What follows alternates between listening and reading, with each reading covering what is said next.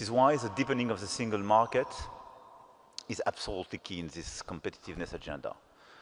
Third, we need more investments.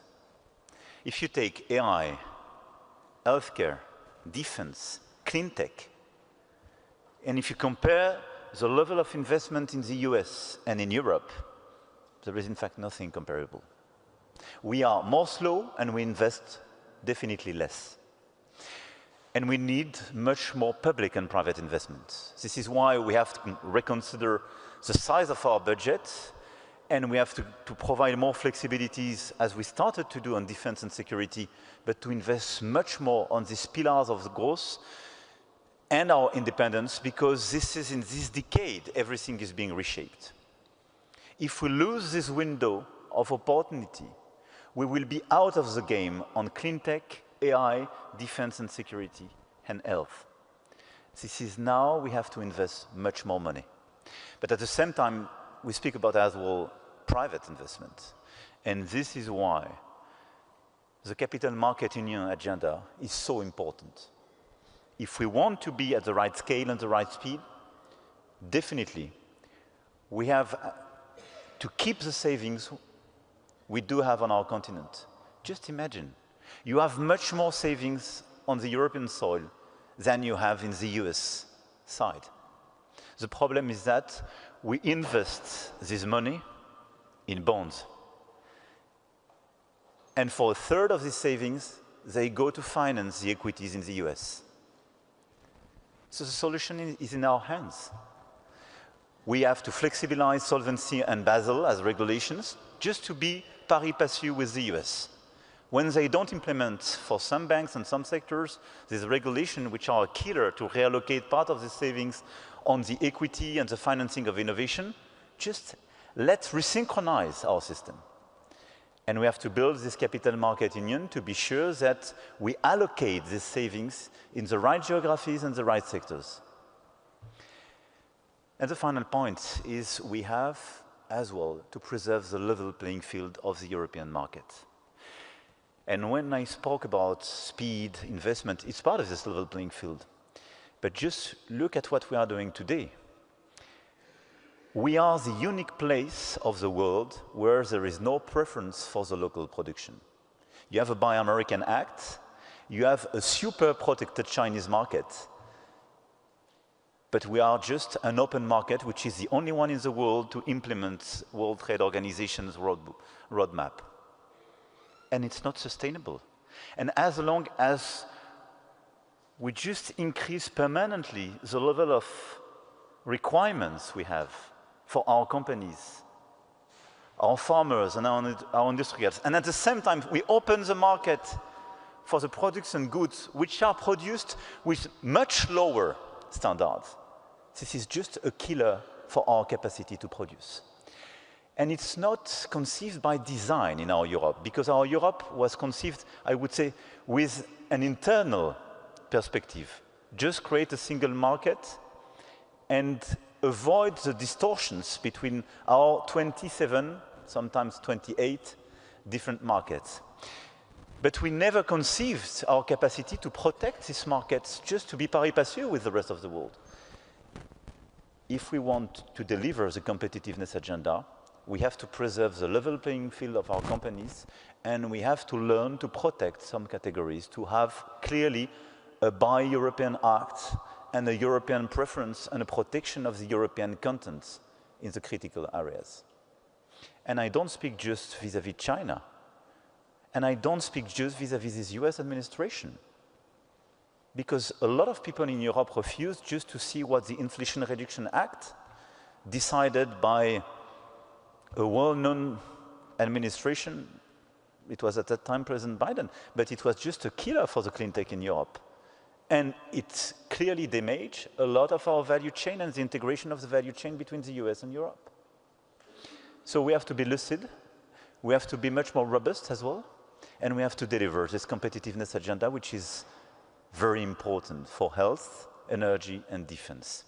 Voilà, mesdames et messieurs, les quelques convictions que je voulais partager avec vous au début de cette journée, en remerciant le Danemark pour sa contribution à la croissance et l'attractivité de la France. Vos entreprises sont présentes en France et fortes. Ce sont 400 filiales d'entreprises danoises implantées en France, 40 000 personnes employées par des groupes emblématiques, Novo Nordisk, William Demant, Carlsberg, DSV Group et beaucoup d'autres ici présents. Et durant la dernière décennie, le Danemark a réalisé plus de 270 projets d'investissement et créé près de 6 000 emplois. Mais nous avons la conviction que nous pouvons faire encore davantage, et c'est pourquoi, à l'issue de cette journée, vous serez aussi invités à l'événement Choose France que nous organisons au mois de mai prochain à Versailles, comme chaque année, qui est pour le 19 mai prochain au château de Versailles, ce moment où nous poursuivrons ce travail pour l'attractivité française et aussi pour bâtir plus de projets entre nos deux pays, permettre à vos entreprises de continuer d'investir en France, permettre aux partenaires français qui sont ici présents de continuer à développer des projets communs avec vous. Je ne serai pas plus long, je vais ici vous redire en tout cas ma confiance. Il y a une formidable capacité d'innovation dans nos deux pays. Il y a des valeurs partagées et communes. Et au fond, dans ce moment où ces valeurs sont menacées, y compris par des alliés qu'on pensait les plus historiques, je crois qu'elles retrouvent de leur force et de leur sel. Et nous ne nous manquons pas. Et à chaque fois que les temps sont difficiles, d'un côté ou de l'autre, nous sommes côte à côte. Ne négligez jamais ce point. Il vaut beaucoup de ce qui parfois décide d'une décision d'investissement. Et il montre que habiter en Europe signifie quelque chose. Et que la relation entre le Danemark et la France signifie quelque chose. Je le rappelais hier soir, nos deux pays sont parmi les très rares d'Europe qui ne se sont jamais fait la guerre. Et quand les vents mauvais soufflent au Danemark, la France est là. Et quand les vents mauvais ont soufflé en France, le Danemark était là à nos côtés. Ce lien d'amitié à travers les siècles, c'est en quelque sorte le terreau le plus fertile sur lequel vous avez à bâtir. C'est celui qui existe entre des peuples, entre des femmes et des hommes, et que l'histoire rend encore plus fort aujourd'hui. Alors vive le Danemark, vive la France et vive l'amitié entre nos deux pays. Bonne journée de travail.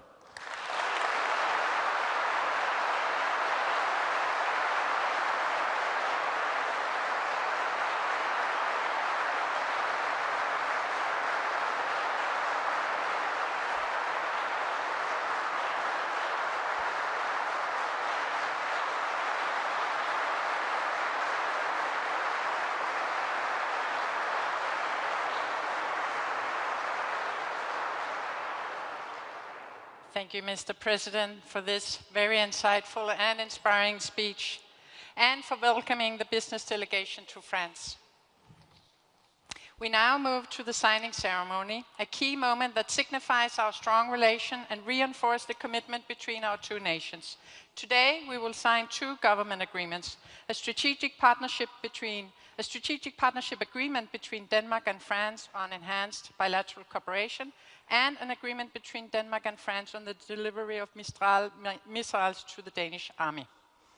First, the strategic partnership between Denmark and France on enhanced bilateral cooperation will be signed by His Excellency Minister for Foreign Affairs Lars Løkke Rasmussen for Denmark and His Excellency Minister for Europe and Foreign Affairs Jean-Noël Barrot for France. Your Excellencies, please enter the stage.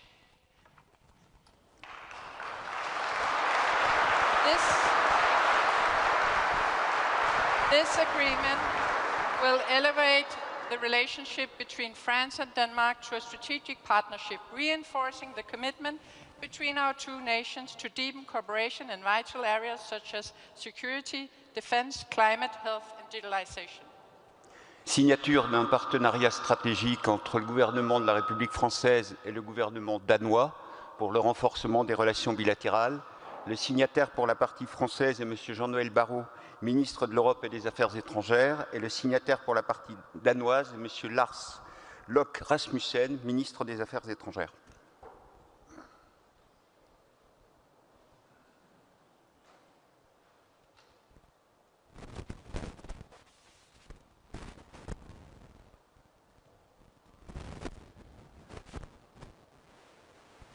Thank you.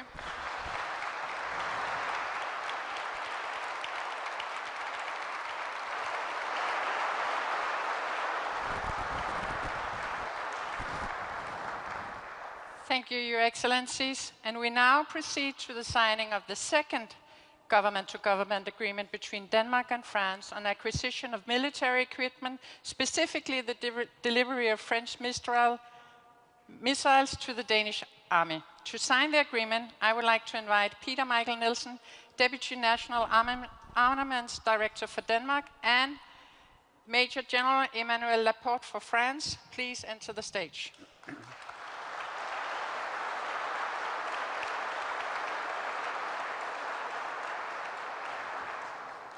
Signature de l'ordre d'acquisition en application de l'arrangement cadre Mistral.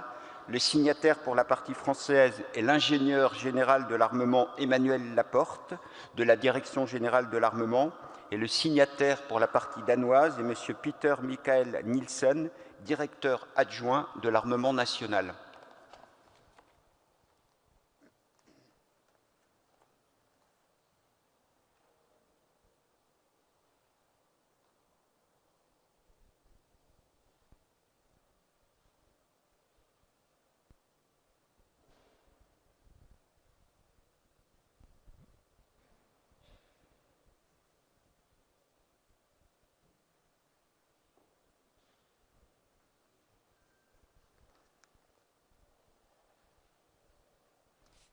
Thank you, Your Excellencies.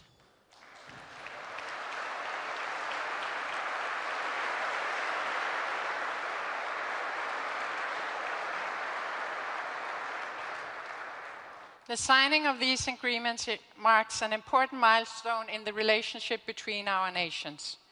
And we will now proceed to the business part of the opening ceremony. It is my pleasure to invite Director of Danish Industry, Mr. Lars Sandahl Sørensen, to deliver his remarks. Please join me in welcoming Lars Sandahl Sørensen to the stage.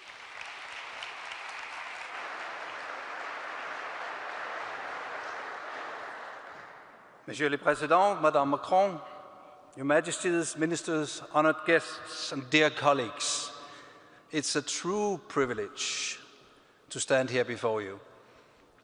President Macron, on behalf, allow me to be direct, and on behalf of Business Europe and the Danish business community, thank you.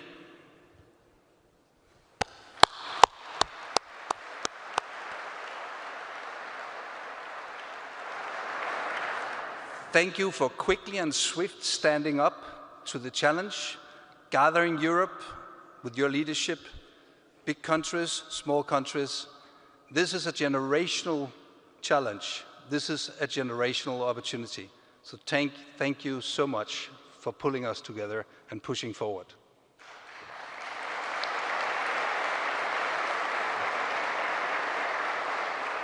I invite you to pause for a minute and moment and reflect on the significance, what we are witnessing right here, right now. Right here, right now. We are witnessing a strong joining of forces in a partnership between a small but significant country and a major influential large country with businesses of all sizes recognizing their strengths in unity rather than in isolation. The world is facing unprecedented geopolitical and societal changes and challenges. No nation by itself, no business by itself can tackle these challenges alone. We need the public and private relationship and cooperation. They demand resilient public-private partnerships where governments and businesses join forces. As partners, you must share common objectives, but much like in private relationships, one must also be prepared to compromise. As partners, you must give and take. Energy, health, and defense are all the three strategic areas that underpin Europe's resilience and autonomy, as already been mentioned. Collaborating in these domains is crucial for securing Europe's position in a rapidly changing and challenging world, with a lot of opportunities for Europe going forward, as well if we grasp the opportunities and chances. France and Denmark play a pivotal role in leading these efforts and setting example for others to follow. Today stirs excitement, but also reminds us of the enormous tasks ahead. The journey is daunting, yet filled with promise and opportunities. And there was not one sentence in what the French president just pinned out as the 3 crucial areas that we need in order to be successful as Europe. We totally agree, and we have to deliver, and we can deliver standing together.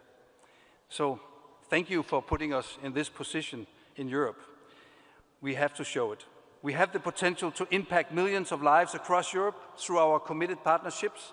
This immense responsibility is one we embrace because we know we won't face it alone.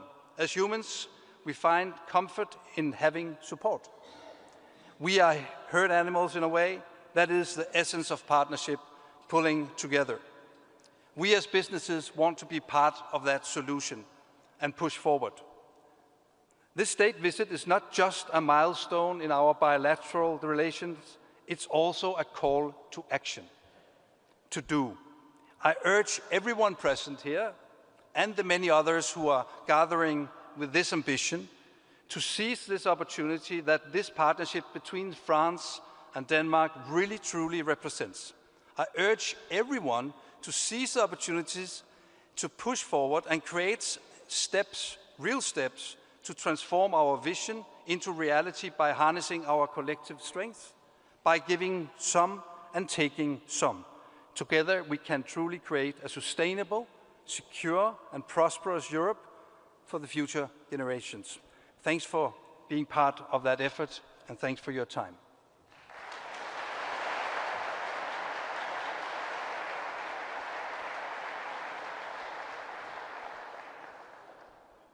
Thank you very much, Mr. Sørensen. And we are now proceeding with the signing of 3 business-to-business agreements, highlighting our commercial relations within the sectors of energy, health and defense. First on stage, we will witness an exchange of a memorandum of understanding between European Energy and TotalEnergies and their strengthened partnership within renewable energy in France and Denmark. This partnership will further accelerate the green journey between our countries. Please welcome to the stage Knud Erik Andersen, CEO from European Energy, and Olivier Chounier, President from TotalEnergies.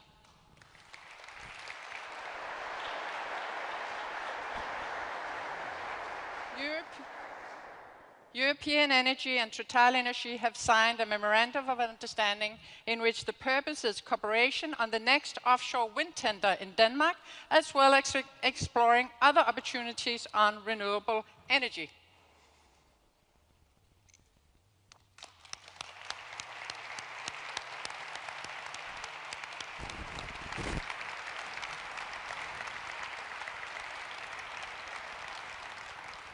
Next on stage, an exchange of a memorandum of understanding on a pilot project between Cortrium APS and Ramsay Santé.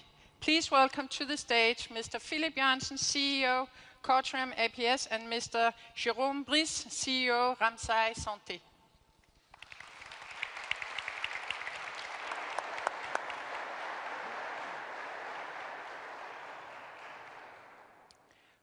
Cortrium and Ramsay Santé have signed a memorandum of understanding in which the purpose is to work towards a longer collaboration where the Ramsay hospitals will work with Cortrium service to help cardiac patients get diagnosed faster while freeing up resources, help more patients and provide more care in general. The next steps will be the implementation of pilot projects demonstrating these benefits.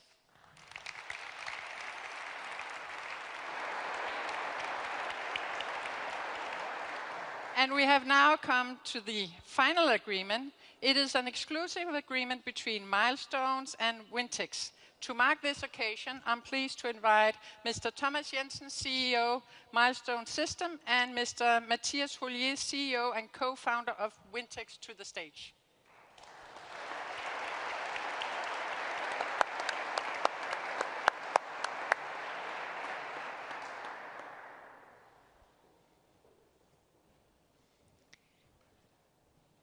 We Wintix joined forces with Milestone Systems to develop and train current and future AI models for traffic management, mobility, and security. Ladies and gentlemen, with the signature of the government-to-government agreements and the announcement of the business-to-business agreement, we have taken meaningful steps towards the strengthening of this partnership between France and Denmark in key strategic areas. And to mark this occasion, it is my great honor to invite Their Excellencies Minister for Foreign Affairs Lars Løkke Rasmussen, Minister for Europe Jean-Noël Barrot, Deputy Prime Minister and Minister for Defense Troels Lund Poulsen, Deputy National Armaments Director Peter Michael Nielsen, and Major General Emmanuel Laporte to the stage for a picture together with His Majesty King Frederik and His Excellency President Emmanuel Macron to the stage for an official photography with the representatives of today's signing.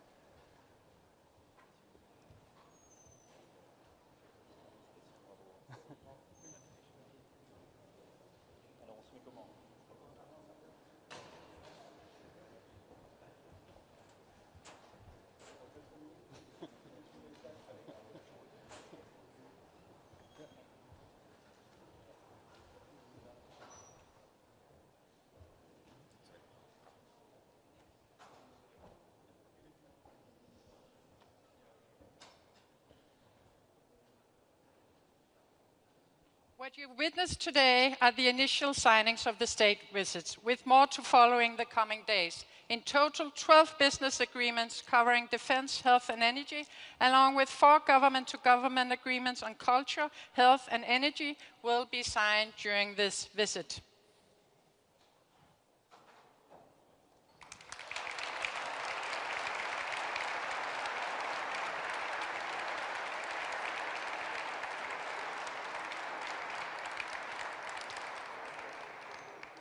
And before we continue with the next part of the program, we would like to take a moment to express our deepest appreciation for Their Majesties King Frederik and Queen Mary of Denmark and His Excellency President Emmanuel Macron and Madame Macron for honoring us with their presence today.